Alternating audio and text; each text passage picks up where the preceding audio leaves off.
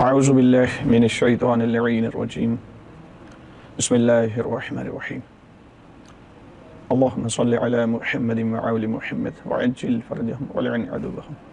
امیر کرام، آج نہج البلاغہ کے عنوان سے آپ کی خدمت میں انتہائی اہم معروضات پیش کرنا ہے۔ 3 نہج البلاغہ جیسا کہ آپ دیکھ رہے ہیں کہ میرے سامنے اس وقت موجود ہیں۔ یہ تینوں نہج البلاغہ اگرچہ کہ نام نہج البلاغہ کا ہی دیا گیا ہے، لیکن ایک انتہائی خوفناک سازش جو مکتب اہل بیت اور مکتب امیر المومنین و کلام امیر المومنین علیہ السلام کے خلاف کی گئی، الحمدللہ پروردگار نے ہمیں توفیق دی اور اس کا بھی سدباب ہوا اور یہ بھی اپنے انجام کو پہنچ گئی۔ میں تھوڑا سا تعارف اس حوالے سے آپ کی خدمت میں پہلے نمبر پہ کرواؤں گا۔ یہ 3 نہج البلاغہ مختلف جگہوں سے جو ان کو ناشر ہیں وہ ظاہر کیا گیا ہے۔ یہ پہلے نمبر پہ جو نہج البلاغہ ہے یہ 1 نمبر، اس کو دکھایا گیا ہے، ہم انشاءاللہ اس پہ پکچرز آپ کے سامنے لے آئیں گے کہ یہ نہج البلاغہ تنظیم المکاتب لکھنؤ نے 1957 میں شائع کرائی اور جناب مولانا سید علی نقی المعروف علامہ نکن سید العلماء کے نام سے معروف ہیں تشیع میں، ان کا نام لکھا گیا۔ جناب مولانا سید کلب حسین نقوی، جناب مولانا مرتضی حسین صدر الفاضل لکھنوی، یہ ان 3 علماء کے نام لکھ کر ان سے منسوب کر کے یہ اس میں میٹر جو ہے وہ شائع کیا گیا ہے، اور اس میں لکھا گیا ہے کہ ان 3 علماء نے ترجمہ اور اس کی تشریح کی ہے۔ اس پاکیزہ کتاب کا ترجمہ و شرح ان فاضل علماء کرام کی کوشش کا نتیجہ ہے، ایک چیز۔ پھر آگے اس طرف اس کے پچھلے صفحے پہ لکھتے ہیں جناب مولانا سید علی نقی کی اس کاوش کو جو شہرت و محبوبیت حاصل ہوئی ہے اسے لفظوں میں بیان نہیں کیا جا سکتا، لہذا ادارہ تنظیم المکاتب لکھنؤ نے مولانا سید علی نقی کی اجازت سے اس کتاب کو آپ تک پہنچانے میں جو کردار ادا کیا ہے، اس سلسلے میں ہم دعا گو ہیں کہ خدا بحق ائمہ معصومین علیہ السلام سائی کو قبول فرمائے۔ نیچے ادارے کا نام اور کرام اس کے اگلے صفحے پہ لکھا ہوا ہے کتاب کی اشاعت سے پیشتر ان علماء کرام سے اجازت لی گئی۔ حضرت آقائے السید روح اللہ الموسوی الخمینی، حضرت آقائے سید ابو القاسم الخوئی، حضرت آقائے سید محمد سید الحکیم، حضرت آقائے عبد الحکیم۔ اب یہ 4 مراجع عظام کا نام اس میں لکھا گیا ہے۔ یہ آگے اب یہ کتاب ایک اتنی بڑی تعداد میں یہ والی شائع کی گئی کہ فری تقسیم کی جا رہی تھی، اور بہت ساری جگہوں پہ مطلب بہت سارے شہروں میں بالخصوص لاہور کے اندر اور لاہور سے ہٹ کے باقی علاقوں میں بھی یہ فری تقسیم کی گئی۔ اس کتاب کو جب اندر سے ہم نے دیکھا تو ٹوٹل یہ تشیع کی نفی تھی، امیر المومنین کی مخالفت تھی۔ حتیٰ خود علامہ سید علی نقی علامہ نکن انہوں نے تفسیر فصل الخطاب لکھی ہے، جو نظریات انہوں نے بیان کیا اس کی بھی اس میں نفی کی گئی، لیکن منسوب ان سے کی گئی۔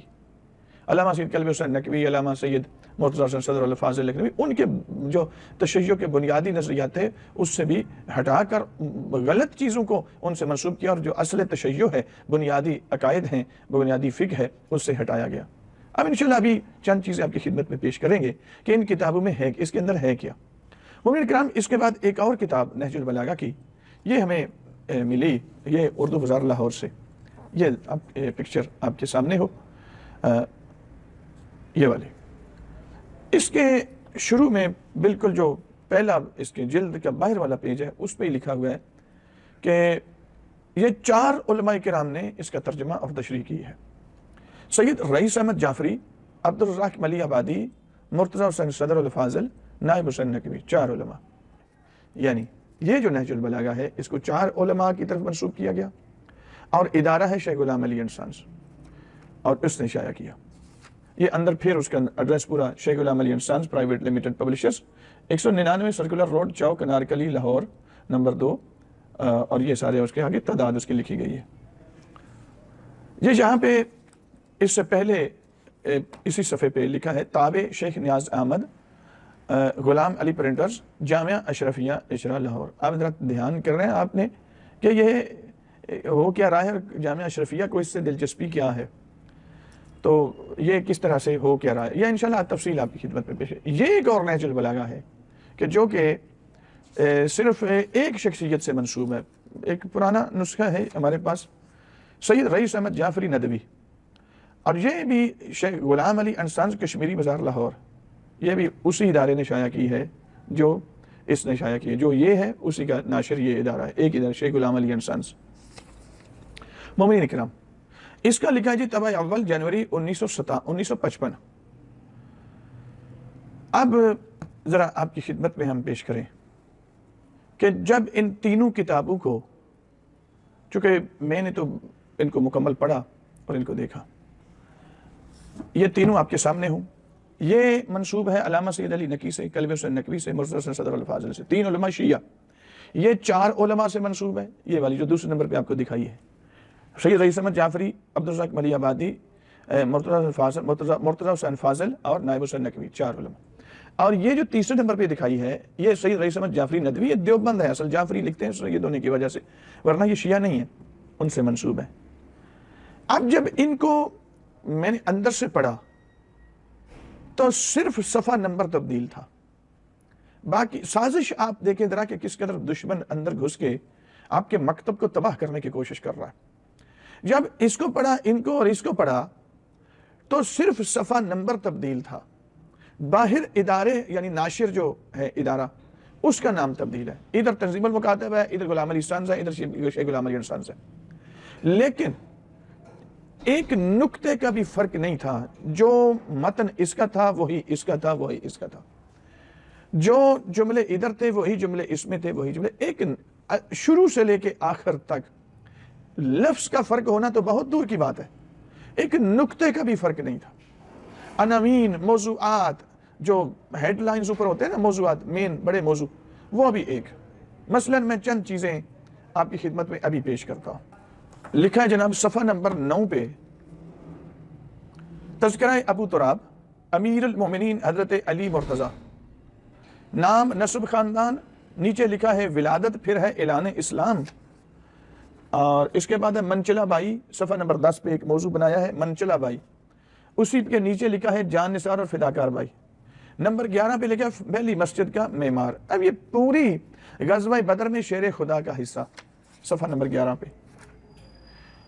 صفحہ نمبر 12 پہ حضرت فاطمہ رضی اللہ تعالی عنہا سے نکاح، احد میں حیدر کرار کے کارنامے، غزوہ خندق اور شیر خدا، بنو قریظہ اور علی، عشق رسول کی انتہا، فاتح خیبر، یہ ٹوٹل سارا آگے جی۔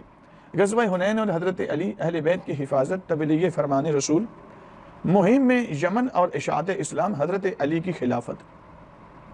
اب صفحہ نمبر 15 پہ یہ جو موضوع باندھا نا انہوں نے، اس پہ لکھا ہے حضرت کی وفات کے بعد علی ترتیب حضرت ابو بکر، حضرت عمر، حضرت عثمان خلیفہ ہوئے، حضرت عثمان کی شہادت کے بعد 3 دن تک مسند خلافت خالی رہی، اس عرصہ میں لوگوں نے حضرت علی کرم اللہ وجہہ سے اس منصب کے قبول کرنے کے لیے سخت اصرار کیا، انہوں نے پہلے اس بار گراں کے اٹھانے سے انکار کر دیا، لیکن آخر میں مہاجرین و انصار کے اصرار پر سے مجبور ہو کر اٹھانا پڑا، اور واقعہ کے تیسرے دن 21 ذی الحجہ دوشنبہ کے دن مسجد نبوی میں جناب مرتضیٰ کے دستخط پر بیعت ہوئی۔ اب جناب جہاں پہ آپ دیکھیں، میں صرف ایک دو تین سطریں پڑھی ہیں، یہ بہت کچھ ہے اس میں۔ لکھا ہے کہ حضرت کی وفات کے بعد علی ترتیب حضرت ابو بکر، حضرت عمر، حضرت عثمان خلیفہ، حضرت عثمان کی شہادت کے بعد 3 دن تک مسند خلافت خالی رہی، اس کے بعد لوگوں نے حضرت علی کرم اللہ وجہہ سے اس خلافت کے اس منصب کے قبول کرنے کے لیے سخت اصرار کیا، یعنی مولا امیر علیہ السلام کو چوتھا خلیفہ، چوتھے نمبر پہ۔ مکتب اہل بیت یہ نہیں ہے، اہل سنت کا اپنا مکتب ہے، ان کے عقائد ہیں، ہر کسی کو اپنے مسلک پہ چلنے کا حق ہے، وہ چلے، کسی کو چھیڑنے کی ضرورت بھی نہیں ہے، توہین کرنے کی بھی ضرورت نہیں ہے، ہم کیوں کریں توہین کسی کی؟ لیکن یہ جو اس انداز میں اس ترتیب سے خلافت اور خلافت کے مصادیق اور خلفاء بیان کیے گئے، شیعہ مسلک اس ترتیب کو نہیں مانتا، شیعہ مسلک خلیفاتہ بلا فصل کا قائل ہے، اور امیر المومنین کو ہی رسول اللہ کے بعد رسول اللہ کا حقیقی جانشین مانتے ہیں۔ یہ ایک بنیادی اختلاف ہے، مسلک اہل بیت اور ہے، مسلک خلفاء، مسلک اہل سنت اور ہے، ان کے اپنے عقائد ہیں، ہمارے اپنے عقائد ہیں، لیکن ہمارے اب اس نظریے کو منسوب کس سے کیا گیا ہے؟ علامہ سید علی نقی سے، علامہ نکن سے، علامہ سید کلب حسین نقوی صاحب سے، علی اللہ مقامہ، اور علامہ سید مرتضی صدر الافاضل علی اللہ مقامہ، یہ 3 بزرگان سے منسوب کیا گیا، اور تنظیم المکاتب لکھنؤ کی طرف اس کی نسبت دی گئی۔ تو یہ عناوین میں آپ کی خدمت میں ابھی پیش کر رہا ہوں۔ اسی طرح یہ ٹوٹل، اب جب اس کو میں نے شروع سے آخر تک بارہا اس کا مطالعہ کیا، اس کتاب کے اندر آپ دیکھیں، میں بلکہ تھوڑا سا اور آپ کی خدمت میں پیش کر دوں اسی حوالے سے، صفحہ نمبر 25 پہ ذرا وضو کا طریقہ اس میں بتایا گیا ہے، یہ بھی دیکھ لیں آپ، تاکہ مکمل آپ کے ذہن میں آئے کہ یہ ہو کیا رائے تشیع کے ساتھ اور مکتب اہل بیت کے ساتھ، اور ہمارے ساتھ یہ ظلم کیا ہے۔ اس میں جناب فقہ و اجتہاد، یہ ایک عنوان قائم کیا ہے صفحہ نمبر 25 پہ، اوپر علم حدیث ہے، فقہ و اجتہاد، قضاء و فیصلے نیچے ہیں، درمیان میں یہاں پہ ایک روایت نقل کرتے ہیں کہ ایک دفعہ ام المومنین حضرت عائشہ رضی اللہ تعالی عنہ سے شریح بن حانی نے یہ مسئلہ پوچھا۔ یہ شریح بن حانی قاضی شریح، وہ جنہوں نے ابن زیاد سے 3 تھیلیاں اشرفیوں کی لے کر حضرت امام حسین علیہ السلام کے قتل کا فتویٰ دیا تھا، یہ وہ شخصیت ہے۔ اس نے یہ مسئلہ پوچھا حضرت ام المومنین حضرت عائشہ سے کہ ایک بار پاؤں دھونے کے بعد کے دن تک موضوع پر مسح کر سکتے ہیں؟ یہ سوال ہے۔ فرمایا علی سے جا کر دریافت کرو، یعنی ام المومنین کہتی ہیں کہ علی سے جا کر دریافت کرو، ان کو معلوم ہوگا، کیونکہ وہ سفر میں حضرت صلی اللہ علیہ وآلہ وسلم کے ساتھ رہا کرتے تھے۔ چنانچہ وہ مسائل حضرت علی کے پاس لے کر گیا، انہوں نے بتایا کہ مسافر 3 دن 3 رات تک اور مقیم 1 دن 1 رات تک کیا کر سکتا ہے؟ موضوع پہ مسح کر سکتا ہے۔ کن علماء سے منسوب کی گئی یہ روایت اور یہ نظریہ؟ شیعہ علماء سے۔ اور کس سے منسوب؟ آگے کس ہستی سے؟ امیر المومنین علیہ السلام سے، جبکہ مکتب امیر المومنین علیہ السلام زندگی بھر موضوع کے مسح کا قائل ہی نہیں ہے، ایک لمحہ کے لیے بھی نہیں۔ اہل بیت اطہار، مکتب اہل بیت، مکتب خلفاء یا مکتب اہل سنت، اس میں محض کر رہا ہوں، ہمیں کسی کی توہین نہ کرنا ہے اور نہ کریں گے کبھی انشاءاللہ، لیکن اپنے مکتب کا دفاع ضرور کریں گے۔ یہ کوئی اس میں دخل اندازی کرے تو ہم اس کی اجازت کسی کو بھی نہیں دیں گے۔ 3 دن موضوع پر مسح، مسافر کے لیے اور مقیم کے لیے 1 دن موضوع پر مسح، اور 1 رات تک موضوع پر مسح۔ موضوع پر مسح ہو یا جرابوں کے اوپر مسح ہو، اہل بیت اطہار کی متواتر احادیث ہے کہ یہ جائز نہیں ہے۔ مذہب اہل بیت کی بات کر رہا ہوں، مسئلہ کہ اہل سنت کیا ہے، وہ اپنی فکر پہ عمل کریں، وہ ان کو وہ صحیح سمجھتے ہیں تو وہ صحیح کریں، ہمیں کوئی مشکل نہیں ہے اس سے، لیکن میرے مکتب کو کیوں تبدیل کیا جا رہا ہے؟ یہ موضوع پر مسح امیر المومنین سے منسوب کیا اور پھر اس کو منسوب کیا شیعہ علماء سے اور نہج البلاغہ میں درج کر دیا۔ اب ہمارے آنے والی نسلیں اگر وہ اس کو پڑھیں گی تو وہ تو اسی طرح شروع ہو جائیں گی۔ تو یہ ٹوٹل مکتب اہل بیت کے مطابق موضوع ہی نہیں ہے۔ آپ نے دیکھا کہ خلافت میں نظریے کو کیا نظریہ ہے، اس کو منسوب کر کے شیعہ علماء سے نسبت دی گئی، وضو کا اسی طرح مومنین کرام یہاں پہ صفحہ نمبر 121 پہ خطبہ شکشکیہ کے متعلق بیان کرتے ہوئے کہتے ہیں کہ اس خطبہ میں ان مسائل پر امیر المومنین نے بحث اور گفتگو فرمائی ہے جو ان کی ذات گرامی سے تعلق رکھتے تھے، ان حالات کا تذکرہ کہ جو براہ راست انہیں پیش آئے تھے، اس ماحول کا تذکرہ فرمایا جس میں مسلسل اور پہم روح فرما حوصلہ شکن اور خلاف توقع حوادث کا ایک تسلسل تھا جو کسی طرح ختم ہونے میں نہیں آتا تھا۔ ان صدمات کا بیان فرمایا جو احباب کی طرف سے، یہ الفاظ ذرا آپ دیکھیں، جو احباب کی طرف سے، رفقائے راہ کی طرف سے، اور ہم مسلک و ہم عقیدہ و ہم رائے اصحاب کی طرف سے جو صدمات امیر المومنین کو بار بار پیش آئے، یعنی ہم مسلک کہہ کر، ہم عقیدہ کہہ کر، ہم رائے اصحاب کہہ کر، امیر المومنین کے شیعہ کی بات ہو رہی ہے کہ انہوں نے صدمات پہنچائے ہیں امیر المومنین علیہ السلام کو، اور ان کا تذکرہ خطبہ شکشکیہ میں مولا امیر علیہ السلام بیان کر رہے ہیں۔ توجہ فرمائیں مومنین کرام۔ اور یہ کن علماء سے منسوب نسبت دی گئی؟ پہلے نمبر پہ تو نہج البلاغہ میں اس کو درج کیا، نمبر 2 اس کو شیعہ بزرگان سے، علامہ سید علی نقی سید العلماء، ان سے منسوب کیا گیا، علامہ سید کلب حسین نقوی سے منسوب کیا گیا، علامہ سید مرتضی صدر الفاضل سے منسوب کیا گیا۔ اس کے علاوہ اس سے ہٹ کر اسی خطبہ کو یہ بھی لکھا ہے کہ یہ خطبہ اپنی نہج البلاغہ کے خطبات میں یہ خطبہ اپنے لفظ و عبارت و مفہوم و معنی کے اعتبار سے یگانہ ہے۔ یگانہ کیا کرنا، یہ بڑے ٹیکنیکل انداز میں اس کو شاذ بنا رہے ہیں۔ شاذ چیز وہ ہوتی ہے، حدیث ہو یا مثلا کوئی روایت ہو یا خطبہ، وہ ہوتا ہے کہ جو حجت ہی نہیں رہتا، شاذ ہوتا ہے کہ جو اس مشہور کے مد مقابل ہو، تو یہ شاذ ہے۔ اچھا، بعض علماء نے، جیسا کہ ابھی ہم نے باقی نہج البلاغہ آپ کی خدمت میں پہلے 2 ویڈیوز پیش کر چکے ہیں، اس میں لکھا کہ یہ شیعوں کی گڑھی ہوئی کلام ہے، انہوں نے شاذ کہہ دیا۔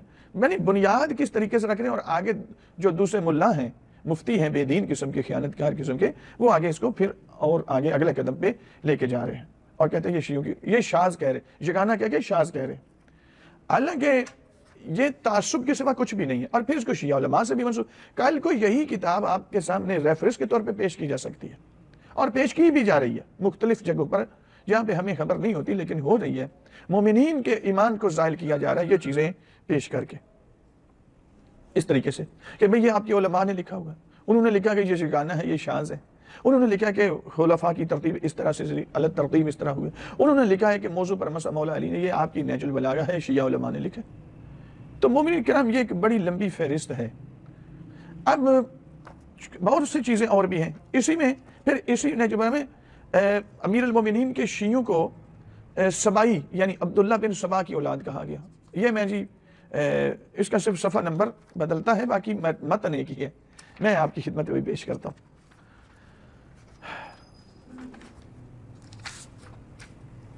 تو یہاں پہ ذرا تھوڑا سا میں ذرا کمپیئر کر دوں آپ کو کہ جو مضامین اس کے اندر بیان کیے گئے وہی اس کے، جب اس کو پڑھا تو 100% صرف صفحہ نمبر تبدیل تھا، صرف صفحہ نمبر، باقی جو اس میں تھا وہی اس میں تھا، اور جو اس میں تھا وہی اس میں تھا۔ لکھنے والے اس میں شیعہ علماء بیان کیے گئے ہیں، اس میں ایک شیعہ بیان کیے گئے، 3 دیوبندی علماء بیان کیے گئے، اور اس میں ایک دیوبندی رئیس احمد جعفری، یہ دیوبند مسلک کے عالم تھے، ان سے منسوخ ہے۔ اس کتاب کو جو عبارتیں اس میں، جو عناوین اس میں بھی منجلہ بائی ہے، اس میں بھی منجلہ بائی لکھا گیا، اس میں بھی بالکل وہی چیز، موضوع پہ مسئلہ والی چیزیں، صرف صفحہ نمبر تبدیل کر دیا گیا۔ یہ ابھی میں آپ کی خدمت میں پیش کر دیتا ہوں کہ امیر المومنین علیہ السلام کے جو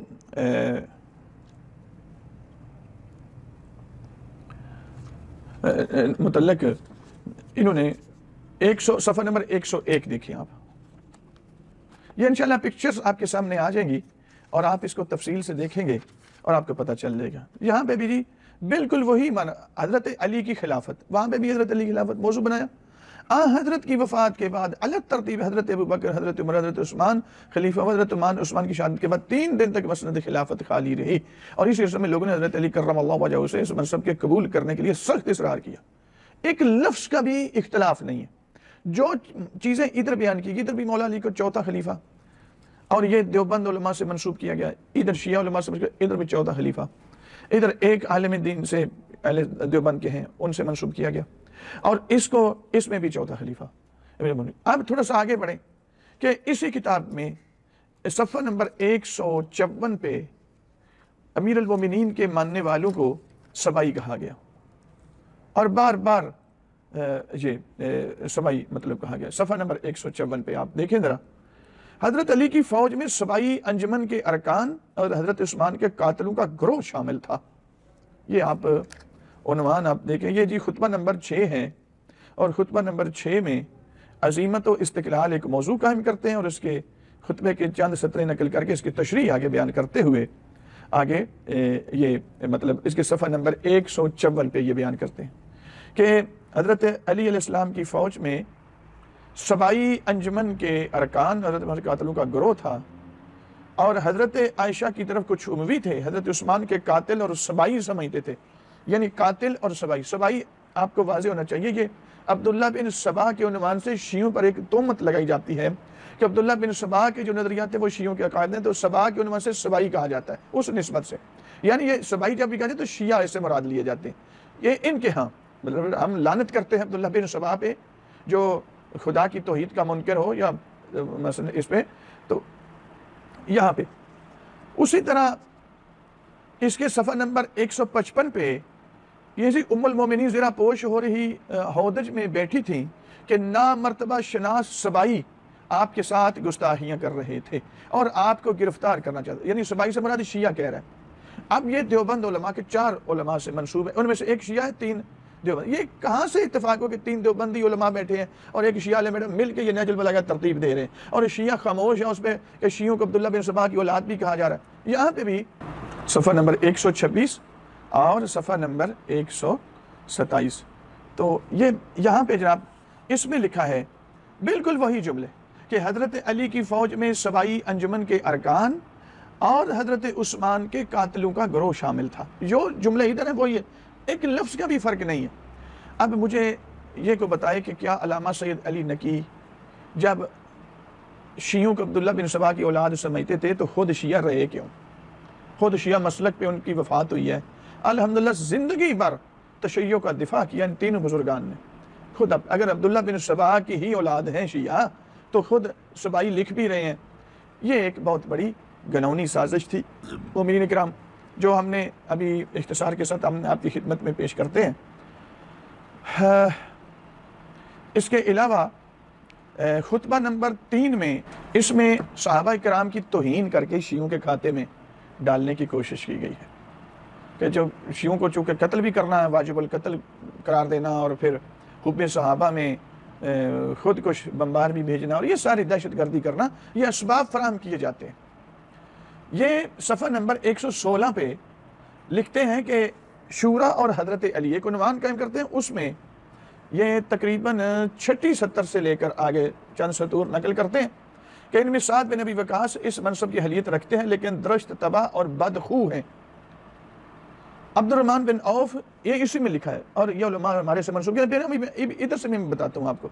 عبد الرحمن بن عوف اس امت کے قارون ہیں, یہ اس کتاب میں لکھا ہے, شیعہ سے منسوب کیا گیا, لہذا وہ بھی اس منصبے کے سزاوار نہیں. طلحہ میں تکبر اور نخوت ہے, زبیر بخل و خست میں یکتا ہیں, عثمان اپنے لوگوں کو دوست رکھنے کے عادی ہیں, علی منصب خلافت کے حریص ہیں. اب دیکھیں ذرا, کسی کو بھی معاف نہیں کیا, ہر ایک کی توہین کی ہے, لہذا وہ بھی وہ بھی خلافت کے اہل نہیں نظر آتے. اس کے بعد پھر شورا بنی, اور پھر آگے جو معاملہ ہے وہ آپ کے سامنے. یہاں پہ صفحہ نمبر 116 پہ یہی لکھا ہے, اس میں آپ دیکھیں یہ جو ان میں سعد بن ابی وقاص, یہاں پہ صفحہ نمبر 145, صفحہ نمبر بدلا ہے, اوپر وہی عنوان ہے شورا اور حضرت علی, ادھر بھی شورا اور حضرت علی عنوان تھا. اس کی بھی وہی سطور 7ویں سطر پہ, یعنی حاشیے کے نیچے نا, وہ نیچے لگا تلی کا لائن لگا کے نیچے جو تلی کا لگایا اس میں 7ویں سطر پہ یہ لکھا, اوپر والی سطور چھوڑ کے, وہاں بھی اوپر والی سطور چھوڑ کے, ان میں سعد بن ابی وقاص اس منصب کی اہلیت رکھتے ہیں لیکن درجہ تباہ اور بدخو ہیں. بالکل یہی جملے ادھر ہیں. عبد الرحمن بن عوف اس امت کے قارون ہیں, بالکل جو ادھر لکھا ہے وہی ادھر لکھا ہے, لہذا وہ بھی اس منصب کی سزاوار نہیں. طلحہ میں تکبر اور نخوت ہے, ادھر بھی ہے ادھر بھی ہے, اور زبیر بخل و خست میں یکتا ہے, ادھر بھی ہے ادھر بھی ہے. عثمان اپنے لوگوں کو دوست رکھنے کے عادی ہیں, علی منصب خلافت کے حریص ہیں. ادھر 145 صفحہ ہے, اس کا 116 صفحہ ہے. جو چیزیں ادھر ہیں وہی ادھر ہیں, یہاں لکھنے والے اور ہیں, یہاں لکھنے والے اور ہیں. تو یہ آپ دیکھیں تو صحیح طرح کہ مطلب صحابہ کرام کی توہین کی گئی, کسی کو قارون, کسی کو بد مزاج, مولا امیر کو حریص کہا گیا.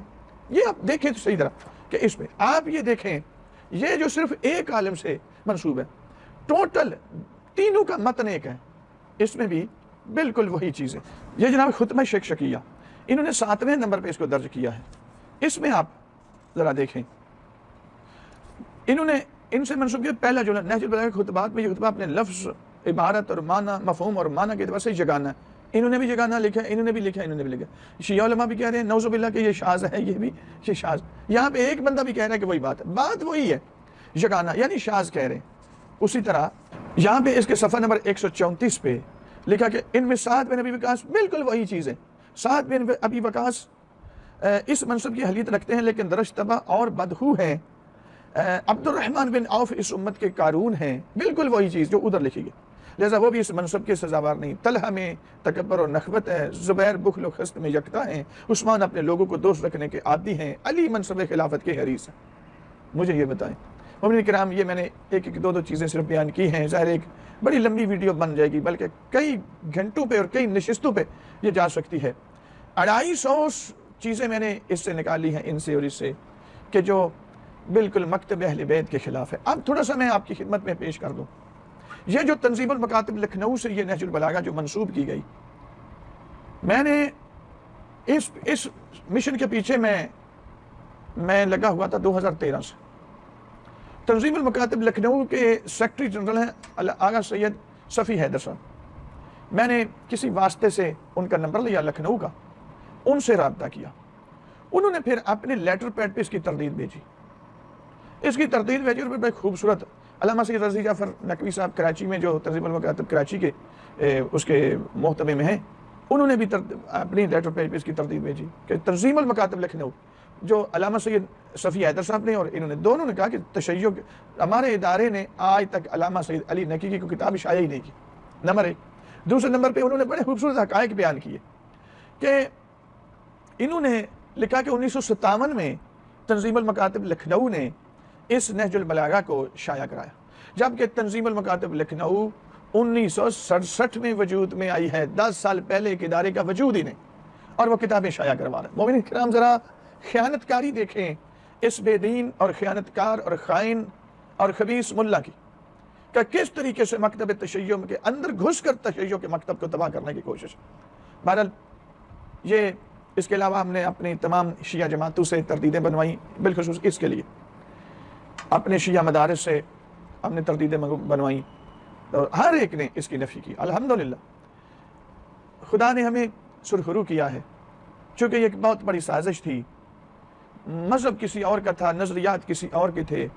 شیعہ مکتب کی بنیادی اور اساسی کتاب نہج البلاغہ میں اس کو گھسیڑ کر اور پھر کبھی شیعہ علماء سے اسی چیز کو منسوب کیا جاتا ہے، پھر مکس کر کے شیعہ اور اہل دیوبند کے علماء سے منسوب کر کے پھر ایک بندے سے منسوب کر کے ایک ہی چیز، ایک ہی مواد مختلف زاویوں سے وہ معاشرے میں لوگوں میں تقسیم کیا جا رہا.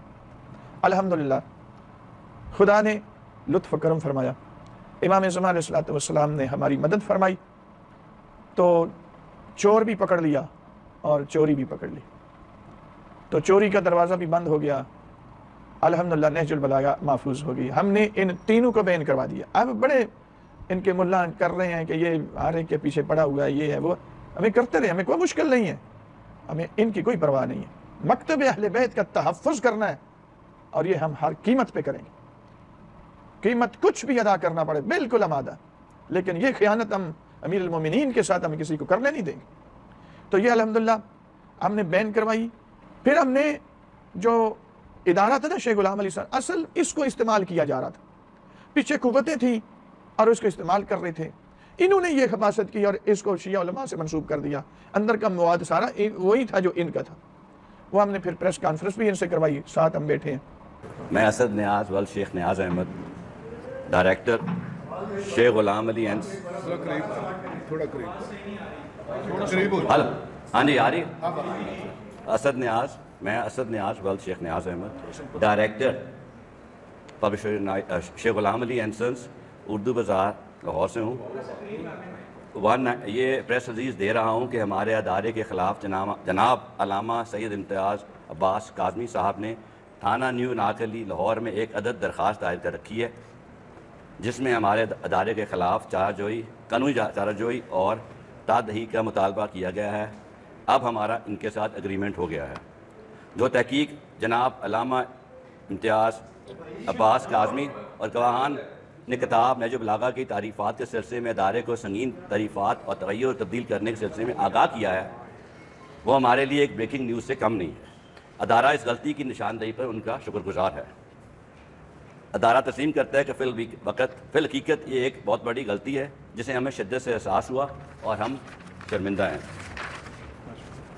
میں کھلے دل سے اعتراف کرتا ہوں کہ بالخصوص بارگاہ امام امیر المومنین علیہ السلام سے معافی کا دستگار ہوں اور مدعی مقدمہ جناب سید امتیاز عباس کاظمی صاحب، پیر سید محمد مقدس صاحب اور علمدار سید علمدار حسین بخاری صاحب اور ان کی علمی تحقیقاتی ٹیم اور دیگر قارئین نہج البلاغہ سے کھلے دل سے معافی کا طلبگار ہوں. میں یہاں ادارے کی جانب سے وضاحت کرنا چاہتا ہوں کہ ہمارے ادارے کی یہ غلطی ہے کہ جو مواد ہمیں موصول ہوا اسے بلا تحقیق من و عن چھاپ دیا گیا. ہمارا ادارہ اپنی غلطیوں کے ازالے کے طور پر برملا اعلان کرتا ہے کہ جتنے تعریف شدہ نسخے نہج البلاغہ کے ہمارے ادارے اور جو دیگر بک سٹال پر پڑے ہیں واپس منگوا کر تلف کر دیں گے اور آئندہ ایسا مواد بھی کبھی بھی بلا تحقیق نہ چھاپنے کی یقین دہانی کر رہا ہوں. اور مومنین اور مسلمان عالم کی دل آزاری پر ادارہ دل سے معذرت خواہ ہے۔ اسد نیاز، شیخ غلام علی انصاری۔ جناب اسد نیاز صاحب جو کہ چیف ایگزیکٹو ہیں، ڈائریکٹر ہیں، پبلشر جناب شیخ غلام علی اینڈ سن، وہ ابھی پریس ریلیز سے اپنے ممبران، حاضرین باتمکین، صحافی برادری کی خدمت میں وضاحت پیش کر رہے تھے۔ یہ بہرحال الحمدللہ یہ ایک تقریباً 60 سال سے ایک خیانت ہو رہی تھی، خدا نے ہمیں توفیق دی ہے، اس خیانت کا دروازہ اب ہمیشہ کے لیے بند ہو چکا ہے۔ یہ تینوں جعل سازی کے جو باب تھے جو کہ امیر المومنین سے منسوب کیے گئے، یہ تینوں بین ہو چکی ہیں۔ اب ہماری آپ سے التماس ہے کہ اگر ان میں سے یا باقی جو ہم پہلے ویڈیوز بنا چکے ہیں، بین کروا چکے ہیں، اطلاع دے چکے ہیں، ان میں سے اگر کوئی آپ کو ان میں سے ملتی ہے یا اگر کوئی بیچ رہا ہے، ہمیں اطلاع دیں، پھر ہم دیکھیں گے کہ وہ بیچ کے جاتا کدھر ہے۔ انشاءاللہ نہیں بیچ سکیں گے، یہ خیانت کا دروازہ ہمیشہ کے لیے بند ہوگا اور ہو چکا ہے۔ ٹوٹل میں نے پچھلی ویڈیوز میں بھی بتایا کہ 8 جعلی نہج البلاغہ تھی، جن میں سے 7 ہم بین کروا چکے ہیں۔ یہ ہمارے پاس یہ پوری وہ اس کے آرڈر ہیں پچھلے سال جو ہم نے بین کروائی۔ یہ 2 اگست سن 2021 اس میں ہم نے اس کو بین کروایا، اور اس کے بعد یہ جناب باقاعدہ تینوں کتابوں کے اندر نام لکھے ہوئے ہیں۔ یہ پریس ریلیز ہے جو باقاعدہ شیخ غلام علی اینڈ سنز کے مالک شیخ اسد نیاز صاحب نے باقاعدہ پریس ریلیز، پریس کانفرنس ہم جو کہ پریس کلب میں ہم نے کروائی تھی ان سے ساتھ بیٹھ کر، اور یہ گواہان ہیں اس کے۔ اور انشاءاللہ مومنین کرام، اس لیے آپ کو اطلاع دینا ضروری تھا، اپنے بچوں کو اصلی نہج البلاغہ علامہ سید ذیشان جوادی صاحب کی وہ لے کر دیں، اپنے گھروں میں رکھیں۔ اگر ان میں سے ہے تو اسے ہم تک پہنچائیں، چونکہ یہ پھر جتنا میٹر تھا یہ ہم نے خود ضبط کیا ہے۔ وہ ساری کتابیں ہمارے پاس پڑی ہوئی ہیں، اس جتنا بھی وہ کمپنی تھی اسے سارا مواد، سارے نسخے جتنے جعل سازی کے تھے ان کے پاس پڑے ہوئے، وہ سارے ہم نے خود ضبط کیے۔ اب اگر حیدرآباد میں، کراچی میں یا کسی اور جگہ، لاہور کے اندر بھی کوئی آپ کو بیچتا ہوا، فروخت کرتا ہوا نظر آتا ہے تو وہ ہمیں اطلاع دے دیں، انشاءاللہ پھر ہم اس کا رستہ روک لیں گے۔ خدا ہم سب کا حامی و ناصر ہو، ہمارے ایمان کی خدا حفاظت فرمائے اور مکتب اہل بیت کی خدا حفاظت فرمائے۔ وصلی اللہ علی محمد وآلہ الطیبین الطاہرین المعصومین۔